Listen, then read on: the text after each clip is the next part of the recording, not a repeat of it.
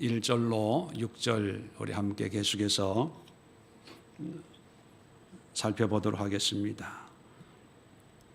사사기 9장 1절부터 6절까지 우리 함께 합독하도록 하겠습니다. 구약성경 376면에 있습니다. 자, 사사기 9장 1절로 6절 다 찾으신 줄 알고 내용을 생각하면서 함께 합독합니다. 시작. 여롯바알의 아들 아비멜렉이 세겜에 가서 그의 어머니의 형제들에게 이르러 그들과 그의 외조부의 집에 온 가족에게 말하여 이르되 청하노니 너희는 세겜의 모든 사람들의 귀에 말하라.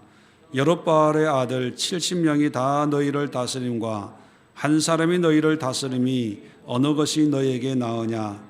또 나는 너희와 권륙임을 기억하라 하니 그의 어머니의 형제들이 그를 위하여 이 모든 말을 세겜의 모든 사람들의 귀에 말하며 그들의 마음이 아비멜렉에게로 기울어서 이르기를 그는 우리의 형제라 하고 바알브리 신전에서 은 70개를 내어 그에게 주매 아비멜렉이 그것으로 방탕하고 경박한 사람들을 사서 자기를 따르게 하고 오브라에 있는 그의 아버지 집으로 가서 여롯바알의 아들 곧 자기 형제 70명을 한 바위 위에서 죽였으되 다만 여롯바알의 막내 아들 요담은 스스로 숨었으므로 남으니라. 세겜의 모든 사람과 밀로 모든 족속이 모여서 세겜에 있는 상수리 나무 기둥 곁에서 아비멜렉을 왕으로 삼으니라. 아멘. 자, 오늘 이 말씀을 가지고 뿌려진 죄악의 씨앗이라고 하는 제목으로 말씀을 상고하고 또 기도하려고 합니다. 우리 지금까지 기도원에 대해서 살펴보았는데 기도원이 하나님 앞에 순종하고 헌신하는 그런 믿음의 모습도 있지만 그 인간적인 모습은 여러 가지 결점과 약점을 고루고루 가지고 있는 너무나 평범하고 일상적인 한 인간의 모습을 우리가 살펴보았습니다. 자, 그러한 기도원은 이제 죽고 기도원이 죽은 뒤에 있었던 사건을 우리에게 오늘 본문은 아주 짧게 소개해 주고 있습니다. 말씀드린 것처럼 기도원은 사사이지만 자기 스스로 왕처럼 행동한 결과 많은 아내와 70명의 아들이 있었고 그 70명의 아들 외에 또 첩의 아들도 있었습니다. 몇 명인지는 나타나 있지 않지만 그 첩의 아들 가운데 아비멜렉이라고 하는 아들이 아버지가 죽고 이제 그동안에 그 다른 형제들에게 아마 천대와 미움을 받았겠지요. 그러니까 아버지가 죽으니까 보호막이 없을 때 제일 먼저 찾아간 곳이 외갓집입니다.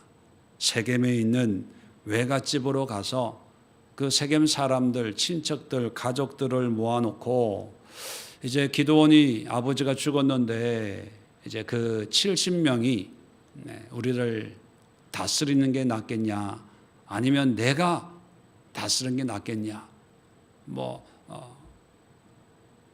한마디로 얘기하면 아버지가 죽었는데 아버지의 그 권력을 70명이 나눠 갖는 게 낫겠냐, 내가 갖는 게 낫겠냐 물어보는 거예요. 외갓집에 가서. 이것은 뭐냐면 정상적인 어떤 관계를 얘기하는 게 아니라 감정적인 호소를 하는 거예요. 외갓집의 입장에서는 외손자가 권력을 잡는 게 훨씬 낫겠지요. 자, 그래서 세겜 사람들을 충동해서 이 바알을 섬기는 신전에서 이제 재정적인 후원을 합니다. 그러니까 이런 걸 보면 이 아비멜렉의 외갓집은 세겜에서 바알을 아주 열심히 섬기는 여호와 신앙과는 전혀 관계없는 사람들, 이방인들이라는 것을 알 수가 있죠. 자, 그래서 이제 권력을 잡는데 재정 후원이 이제 바알브릿 신전에서 은 70개를 내주고 방탕하고 경박한 사람들을 이제 용병으로 고용을 합니다. 자, 그래서 70명의 기드온의 아들들을 다 한 곳에 모아놓고 다 죽였습니다. 그 가운데 막내 아들 요담만 간신히 이제 생명을 부지할 수 있었죠. 자, 그리고 나서 6절 끝에 보면 이제 스스로 아비멜렉이 왕이 됩니다. 자, 그래서 비공식적으로 최초의 왕은 아비멜렉이에요. 공식적인 왕은 사울이지만 스스로 왕이 된 최초의 사람은 사사시대의 아비멜렉입니다. 근데 이 아비멜렉은 이제 정통 유대인도 아니고 또 전통적인 그런 방법을 동원해서 왕이 된 게 아니기 때문에 인정을 못 받는 거죠. 자, 이렇게 한 아버지 밑에 태어난 자녀들이 서로 죽이고 또 하나가 왕이 되고 뭐 이런 여러 가지 복잡한 그리고 비참한 그리고 잔인한 이런 사건들이 일어나게 된 게 다 기드온이 뿌려놓은 죄의 씨앗들입니다. 자, 그 죄의 씨앗들을 오늘 본문은 아비멜렉이라고 하는 한 사람을 통해서 우리에게 알려주는데, 성경을 읽을 때 아비멜렉의 모습을 보고 이 참 나쁜 놈이구나, 아비멜렉 이놈은 저주받을 놈이구나, 이렇게 어떤 개인적인 의미로 이해를 하면 성경을 온전히 이해하지 못하는 것입니다. 왜냐하면 성경은 우리에게 아비멜렉에 대해서 얘기해 주려고 하는 게 아니라 하나님의 뜻에 대해서 말하려고 하는 거거든요. 그런데 왜 하나님은 이 사사기 저자를 통해서 아비멜렉이 처음으로 왕이 되었는데 왕이 되는 이 사건을 우리에게 알려주면서 뭘 말씀하려고 하는 것일까? 그거를 우리가 이해할 수 있어야 됩니다. 지식적으로 기드온의 아들 아비멜렉이 다른 형제 69명을 죽이고 자기가 왕이 되었다가 나중에 자기도 죽었어. 이거는 지식적인 것입니다. 우리 신앙생활에 우리 구원의 은혜 속에 사는 그런 성도의 삶에 전혀 도움이 되지 않는, 몰라도 그만, 알아도 그만, 그런 정도의 지식에 불과합니다. 성경의 지식, 영적인 지식은 뭐냐면 아비멜렉을 통해서 하나님은 우리에게 뭘 말씀하시고 우리가 뭘 깨달아야 되는가, 그거거든요. 자, 그게 뭐냐면 아비멜렉이 왕이 되었거든요. 주변 이방 나라에는 다 왕들이 있는데 이스라엘 사람들에게만 왕이 없어요. 그러니까 왕이 없어서 우리가 이렇게 힘들구나, 왕이 없어서 우리를 지켜주지 못하구나, 뭐 이런 생각을 다 하고 있는 그런 상황입니다. 자, 그럴 때 누구나 다 왕이 있으면 우리를 지켜주겠지라고 생각하고 있을 때 아비멜렉이 왕이 되었습니다. 자, 왕이 되었는데 너희가 그렇게 기대하는 왕, 그래 아비멜렉이 왕이 되겠다고 하니까 한번 겪어봐라. 그러면서 이 아비멜렉이 왕이 되면서 우리에게 세 가지를 말씀해 줍니다. 왕이 나타남으로 인해서 어떤 결과가 필연적으로 생기는가. 이것은 아비멜렉뿐만 아니라 나중에 사울과 다윗과 많은 왕들이 생겨나잖아요. 그 왕들로 말미암아 나타나는 모습과 별반 차이가 없습니다. 왕이라고 하는 것은 인간이 권력을 가지는 거거든요. 하나님이 왕이시고, 그 얘기는 하나님이 모든 권력을 가지고 있고, 인간은 그저 하나님의 뜻을 분별하면서 하나님의 뜻에 합당한 삶을 사는 존재예요. 모세도 그랬고 여호수아도 그랬고, 사사의 기능도 자기가 뭔가 자기의 능력으로 뭘 하는 것이 아니라 하나님의 뜻을 분별해서 하나님이 주신 능력으로 싸우고 하나님이 주신 지혜로 판단하고 하나님의 명철로 재판하는 그것이 사사였거든요.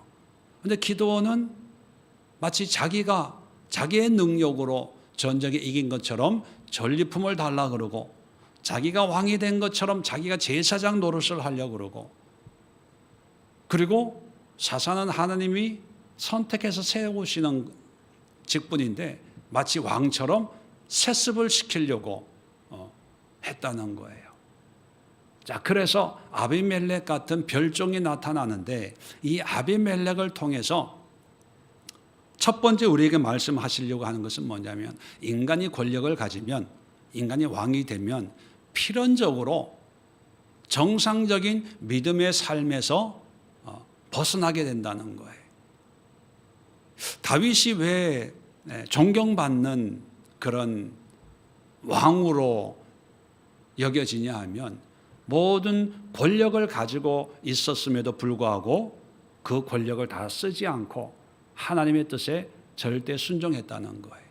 반대로 솔로몬은 모든 권력을 가지고 있음으로 해서 그 권력을 자기 마음대로 사용했다는 거죠. 그러니까 우리는 권력이 있으면 참 얼마나 좋을까? 왜? 많은 일을 할 수 있으니까. 그런데 그건 몰라서 그래요. 많은 일을 할 수 있기 때문에 더 위험한 거예요. 아유, 부자였으면 좋겠어. 네, 부자면 여러 가지 좋은 일을 할 수 있잖아요. 그런데 부자가 되면 정상적인 신앙생활을 하기가 훨씬 더 어려워집니다. 이걸 보여주는 거예요. 아비멜렉이 서름받다가 권력에 대한 욕망이 가득했겠죠. 힘만 있으면 이것들을 그냥, 그래서 그 힘을 얻기 위해서 아까도 말씀드렸지만 바알브릿 신전에서 은 70개, 요즘 표현하면은 정치 자금이죠. 이 재정 지원을 우상의 재단에서 받아요. 타협하는 거죠. 왜요? 그래야 권력을 잡을 수 있으니까. 뭐 그 결과는 뭐 뻔하죠. 하나님과 관계없는. 그래서 하나님이 이 왕이라고 한 존재를 안 세우는 이유가 뭐냐 하면, 세우면 필연적으로 하나님의 은혜에서 벗어날 것을 알기 때문에. 이제 솔로몬 이후에 이스라엘은 남과 북으로 갈라지죠. 남쪽은 두 지파가 유다 나라를 이루고, 북쪽은 10지파가 북이스라엘이라고 나라를 세웁니다. 10지파가 모였으니까 더 믿음으로 잘 하나님을 섬기겠다라고 하지만, 역사를 보면 북이스라엘은요, 처음부터 끝까지 다 하나님과 상관없이 우상 숭배하는 그런 나라가 되어버렸습니다. 그래서 하나님이 기원전 722년 아수르를 통해서 아예 지구상에 그냥 없애버렸어요. 남쪽 유다만이 신앙의 명맥을 유지하고 있는 거죠. 그건 뭐냐면, 인간이 힘을 가지고 있으면 필연적으로 신앙에서 멀어지게 되니까, 힘은 하나님께 두고, 이렇게 은행처럼 능력은 하나님께 저축해 놓고 필요할 때 하나님이 주시는 은혜와 능력으로 살아가야 된다는 거예요. 두 번째는 뭐냐면, 인간이 왕이 되면 정상적인 관계를 잃어버린다는 것입니다. 왕이라고 하는 것은 권력이거든요. 그 권력이, 왕은 1인한테, 한 사람에게 집중이 돼야 돼요. 자기 외에는 다 경쟁자거든요. 요즘 정치하는 거 보세요. 뭐 악수하면서 사진 찍고 하지만 그 뒤에서는 엄청난 그런 머리 싸움, 수싸움을 하면서 내가 돼야 돼. 내가 대표가 돼야 되고, 내가 대통령이 돼야 되고, 내가 후보가 돼야 되고, 뭐 그러잖아요. 이게 왕이라고 하는 필연성 때문에 이 관계가 다 무너지는 거예요. 아비멜렉도 자기가 왕이 되기 위해서는 기드온의 70명의 아들부터 제거해야 돼요. 그래서 제거합니다.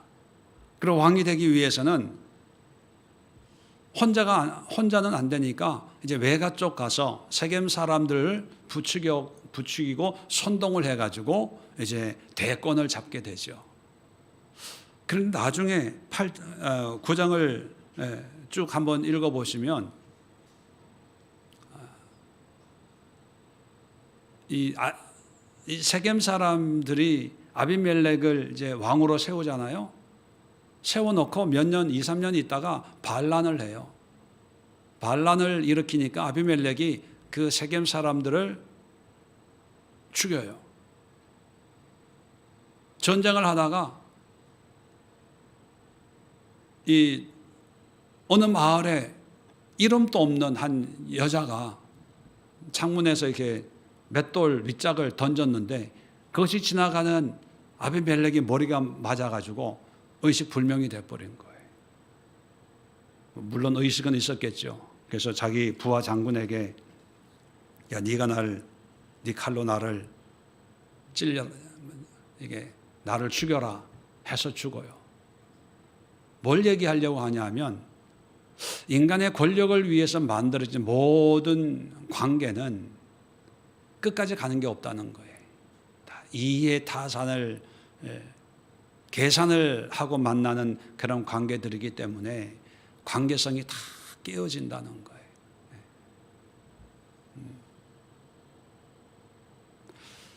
왕이 없는 상태에서 이 아비멜렉을 통해서 하나님이 이 왕이 다스리는 또 왕의 존재에 대해서 이제 알려주는 거예요. 왕이란 이런 거야. 왕이 되려면 이래야 돼.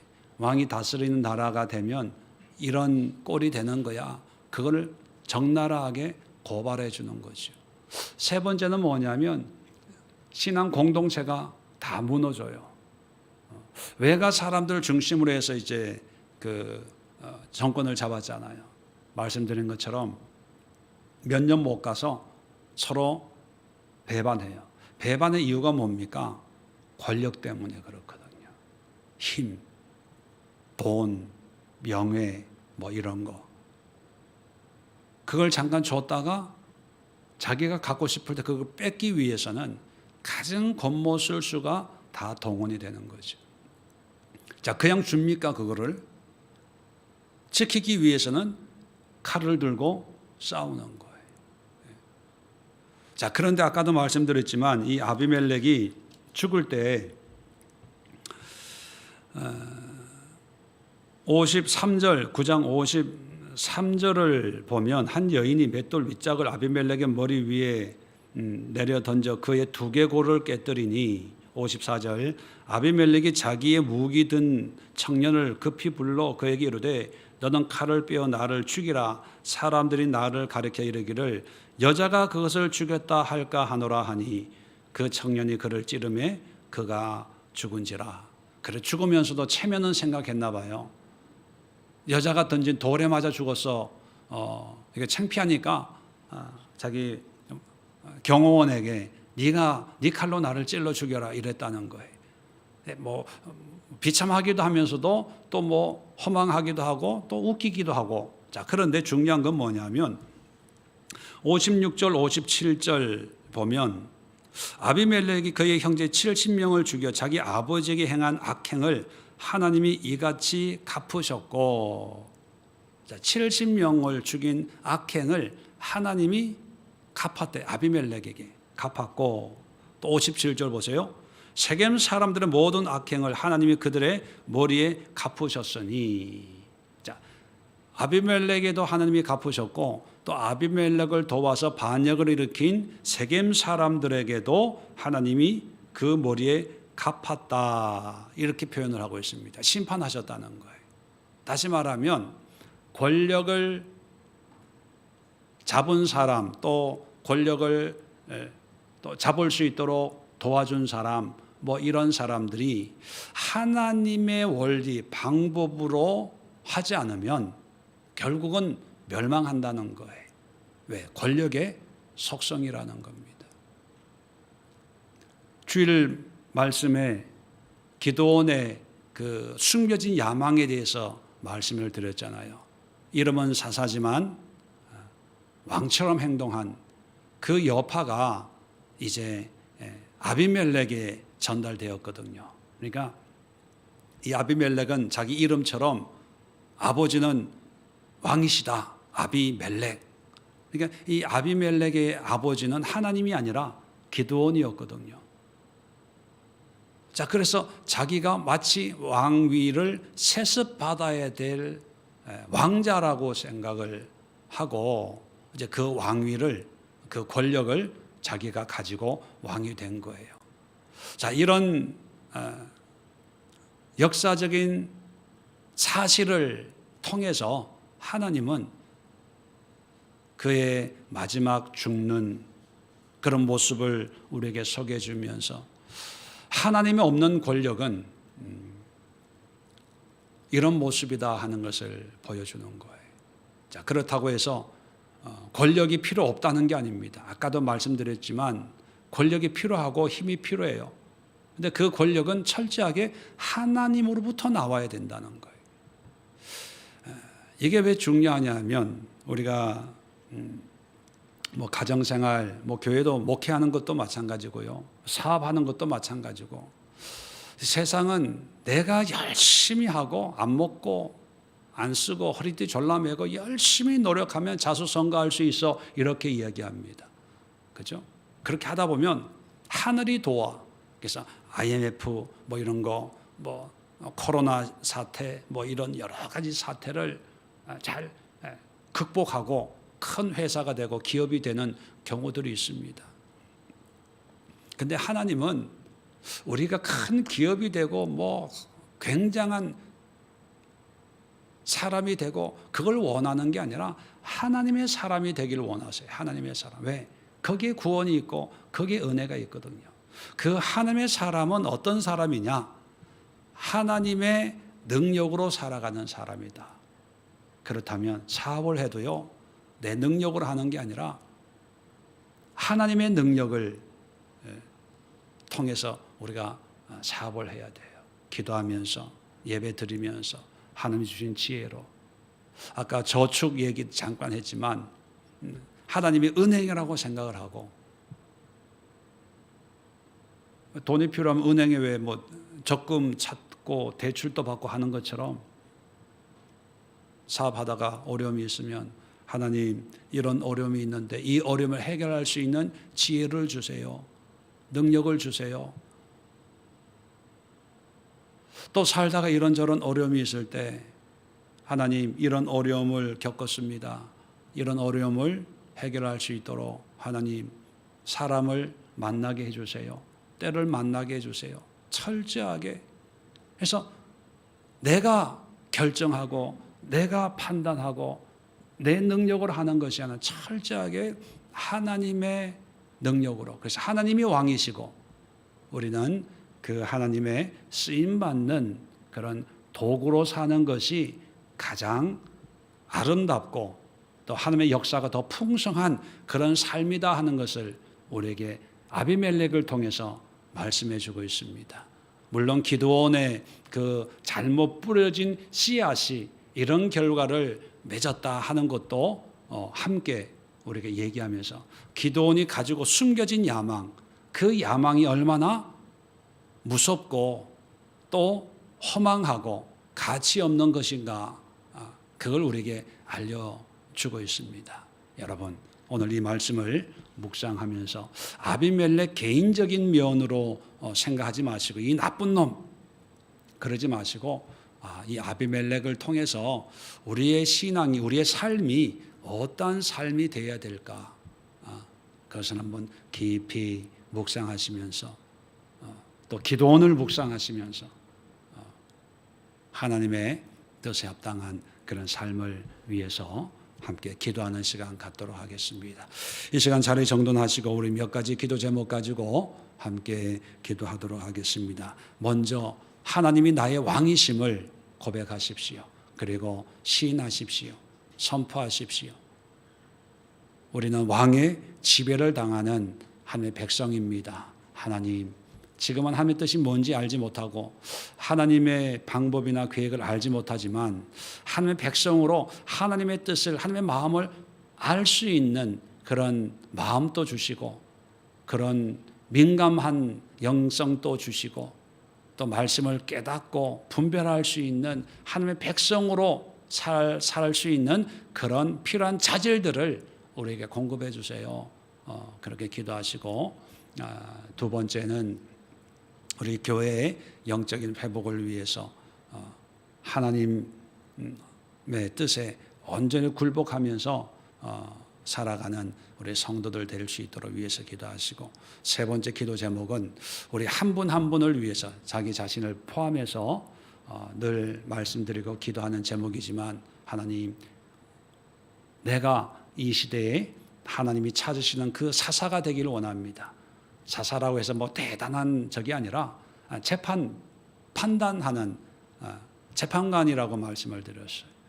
그리고 그 자격 요건이 대단한 것이 아니라 그저 하나님 마음에 합당한 사람이에요.